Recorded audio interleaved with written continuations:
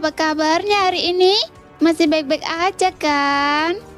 Di video kali ini kita melanjutkan cerita Donghua Battle Truck Devon. Oke, nggak usah lama-lama lagi, kita langsung aja ke ceritanya. Pada saat ini, sebuah rantai besi yang tergantung di pinggangnya dipenuhi berbagai senjata. Senjata yang disegel dalam kristal.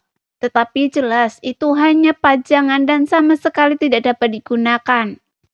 Pada saat yang sama, tongkat kuno di tangannya telah mengumpulkan pil dewa yang tak terhitung jumlahnya, menari-nari di dalam dirinya, mencoba untuk meledak. Dia tidak lagi menyembunyikan diri, tidak lagi menguji keadaan. Setiap langkah yang dia ambil, Xiaoyan di atas kilatan cahaya guntur yang terkumpul disertai dengan bunyi tumpul dan suara retakan. Sehingga makhluk-makhluk yang lebih lemah itu, baik itu binatang buas yang sangat besar maupun manusia yang ganas, sama sekali tidak mampu memberikan perlawanan yang efektif di bawah kekuatan Xiaoyan yang luar biasa. Tiba-tiba sebuah raungan menggelegar dari 7 langkah mengejutkan para dewa, disertai dengan kobaran api yang menakutkan, menghantam setiap target dengan tepat. Sehingga sebuah pemandangan tulang yang hancur dan daging yang berhamburan terus terjadi, hanya untuk langsung hangus terbakar oleh api yang dan mudah dijentikan dari ujung jari Xiaoyan.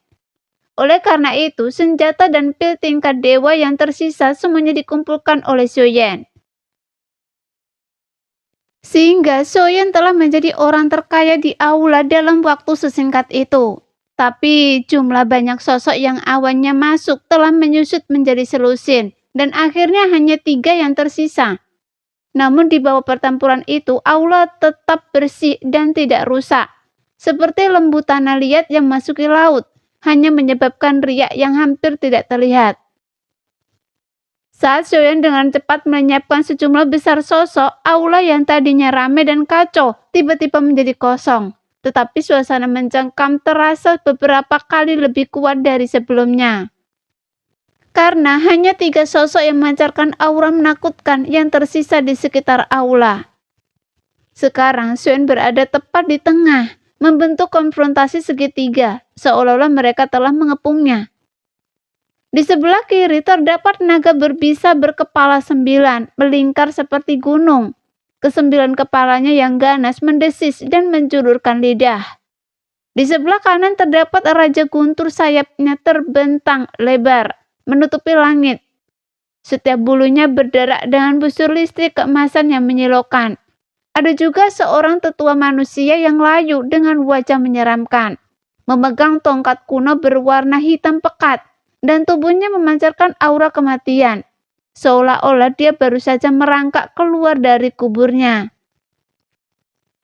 Pada saat ini, tatapan Xiaoyan menyapu mereka, dan mereka semua memiliki ciri-ciri yang sangat khas. Namun kali ini, jika kejadian ini masih dalam mimpinya, ketiga orang yang telah ia bunuh dan lihat sebelumnya jelas bukan orang-orang dari ingatannya. Karena Xiaoyan belum pernah melihat mereka sebelumnya, dan bahkan jika itu adalah mimpi, itu tidak mungkin dibuat-buat begitu saja. Mereka mungkin benar-benar ada, sama seperti dirinya. Dan mereka adalah orang-orang yang telah memasuki harta karun rahasia penguasa mimpi. Tiba-tiba naga beracun berkepala 9 mendesis, mengeluarkan suara aneh yang tidak bisa dipahami Xiaoyan. Kemudian Raja Guntur pemecah langit mengangkat tangannya dan berteriak. Tetapi Xiaoyan masih tidak mengerti. Apakah mereka mengatakan Anda bisa mengkonsumsi begitu banyak harta karun sendirian? Kemudian lelaki tua yang layu itu perlahan berbicara, yang membuat Xiaoyan tercengang. Sebelumnya sebagian besar mata itu kosong, tetapi ketiga makhluk ini tampaknya memiliki roh di mata mereka. Tidak seperti yang diciptakan oleh mimpi. Namun kata-kata lelaki tua yang layu itu menunjukkan bahwa dia belum menyadari bahwa ini masih mimpi. Wajar saja, lagi pula tak seorang pun dari kita bisa mendapatkan harta karun ini. Jika saya katakan ini masih mimpi, apakah kalian akan percaya? Xiaoyan memberikan jawabannya, tetapi dia tidak berpikir kedua binatang buas dan satu orang di depannya akan mempercayainya. Lagi pula, jika itu ilusi, mengapa dia mengambil semua harta karun itu? Manusia yang licik dan pengkhianat. Ini adalah aula utama penguasa mimpi. Kami telah berusaha keras untuk sampai di sini. Apa Anda pikir Anda orang luar biasa? Lebih tahu tentang tempat ini daripada makhluk-makhluk di dunia gunung dan lautan saya. Pembicara bukanlah laki tua yang jahat itu, melainkan naga berbisa berkepala 9 yang mendesis sebelumnya. Dan dia benar-benar mengerti bahasa manusia. Apakah Anda tahu mengapa saya berbicara bahasa manusia? Itu karena saya telah memangsa manusia yang tak terhitung jumlahnya. Anda licik dan berbahaya, dan telah lama dibenci oleh semua ras di dunia gunung dan lautan saya. Naga banjir beracun berkepala 9 berkata dengan suara berat. 9 kepalanya yang ganas menjulurkan lidah, memancarkan kabut racun yang kuat. Mendengar itu, Xiaoyan sedikit mengerutkan kening, tetapi tidak memberikan penjelasan apapun. Sebaliknya, dia bergerak dan muncul di atas kepala naga banjir itu, dan tatapan Xiaoyan tajam saat dia menatap naga banjir beracun berkepala 9. 7 langkah mengejutkan para dewa. Di bawah teriakan Xiaoyan, 7 bayangan kaki raksasa turun dari langit dan langsung menuju naga beracun berkepala 9. Kemudian tubuhnya melesat ke depan. Tinjunya berubah menjadi bayangan saat ia melepaskan rentetan serangan. Daripada dikelilingi oleh kedua binatang buas ini, lebih baik bagi Xiaoyan untuk menyerang lebih dulu dan mendapatkan keunggulan. Namun begitu Xiaoyan menyerang, kedua binatang buas lainnya segera mengikutinya. Segera ledakan energi yang tajam dan kuat meletus saat Raja Guntur pemecah langit berubah menjadi kilat emas yang melesat menembus ruang angkasa. Cakarnya menebas ke arahnya dengan kekuatan untuk menembus kehampaan. Namun serangan Xiaoyan telah mengenai sasaran. Naga banjir beracun berkepala 9 meraung kesakitan. Tubuhnya hancur berkeping-keping saat ia berusaha menghindar dengan putus asa. Tetapi amarahnya tak terbatas, mengabaikan luka-lukanya mengikutinya. Kemudian, 9 mulut raksasa secara bersamaan menyemburkan 9 semburan api beracun dengan warna berbeda, membentuk jaring kehancuran, dan langsung melancarkan serangan balik terhadap Xiaoyan. Melihat ini, karena Xiaoyan sedikit mengerutkan kening, serangan gabungan dari ketiganya memang tidak sederhana itu. Namun itu hanya tantangan kecil baginya. Pria tua yang jahat itu mengacungkan tongkat kunonya ke udara, dan duri tulang yang tak terhitung jumlahnya berkilauan dengan cahaya yang menyeramkan. Seperti hujan deras, menyelimuti tubuh Xiaoyan. Bahkan sudut dan arah serangannya tak terduga.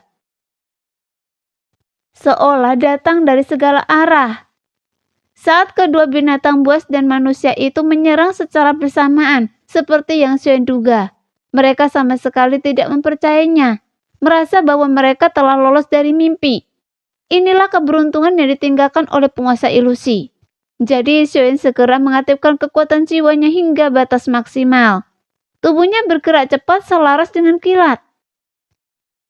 Di ruang kecil ini dia mampu menghindari serangan dengan akurat dan melancarkan serangan dalam sekejap. Tinjunya menghantam, langsung berbenturan dengan perisai kekuatan Raja Guntur pemecah langit. Lebih jauh lagi, seket tangannya berubah, memadatkan teratai murka Buddha 3 warna dan langsung dilemparkannya, yang agak menyerupai naga berbisa berkepala 9. Kemudian dengan tangan terangkat, jari menembus hati yang dahsyat dan menyeluruh menghantam lelaki tua jahat itu. Dengan serangannya yang sangat ganas, Xiaoyan tidak langsung melenyapkan naga banjir beracun berkepala 9, karena gas beracunnya meresap, menyebabkan tanda-tanda kerancunan di tubuhnya. Bagaimanapun, meskipun sosok Xiaoyan sekarang hanya avatarnya, tapi di tubuhnya masih mengandung pil racun di dantiannya. Namun Xiaoyan juga tidak dapat menyerap semuanya dalam waktu singkat. Lagi pula, serangan yang datang semuanya mengandung aturan yang kuat, dan karena tidak dapat menetralisir sepenuhnya, serangan itu tetap melukai Xiaoyan. Namun luka-luka ini tidak berarti baginya, tetapi memungkinkannya untuk sepenuhnya terlibat dalam pertempuran. Secara bawah sadar, dia masih merasa itu hanya mimpi. Jadi, Xiaoyan tidak takut mati. Pada kenyataannya justru sebaliknya, mimpi sang penguasa mimpi jauh dari sederhana, dan mati di dalamnya berarti tidak mengetahui apa konsekuensinya di dunia nyata. Jadi Xiaoyan tidak berani mengambil resiko. Pada saat ini, ketiga orang ini memiliki kekuatan, tetapi begitu Xiaoyan serius, praktis tidak ada ketegangan. Karena ketiga orang bodoh ini bahkan tidak bisa membedakan antara mimpi dan kenyataan. Jadi nasib mereka sudah ditentukan. Pada saat ini, kilatan dingin muncul di mata Xiaoyan. Dia sekarang lebih memahami pentingnya menyatukan dirinya ke dalam mimpi, menjadi bagian dari mimpi yang serakah. Karena garis antara mimpi dan kenyataan sangat tipis, jadi Xiaoyan tidak bisa terluka, apalagi mati. Karena jika dia tidak bisa mati sendiri, maka Xiaoyan hanya bisa membunuh musuh-musuhnya. Nah, sekian dulu cerita kali ini. Kita lanjut lain hari ya guys ya. Bye-bye.